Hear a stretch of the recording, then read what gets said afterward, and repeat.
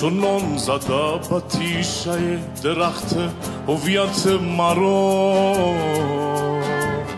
که خوش کرده از ریشه حقیقت مرا. منی که صاحب نشانی و نشانه بودم، منی که وارث زمینه و زمانه بودم، کنون به نام من که خشم و خون و دود جاری است، بخوان مرا به اسم کوچکم که انتحاری است. ای سرزمین هراسان من، ای باور سخت و آسان من، ای سرزمین هراسان من، ای باور سخت و آسان من.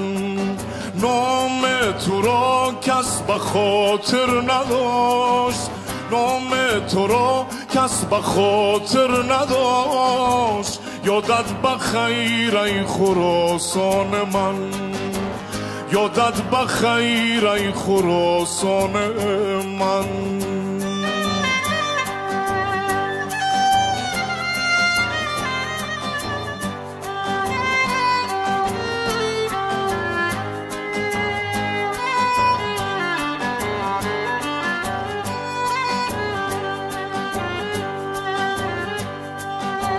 چی شد سرود رودکی کجاست شعر مولوی؟ چی شد شکوه شهر نامه و زبان پهلوی؟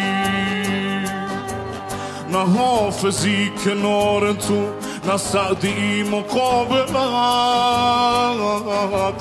و مردمان احمق همیشه بوده قاتلت.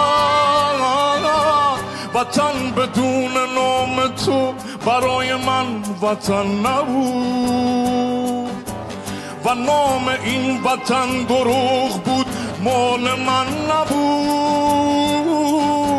ای سرزمین هراسان من، ای باور سخت و آسان من، ای سرزمین هراسان من، ای باور سخت و آسان من.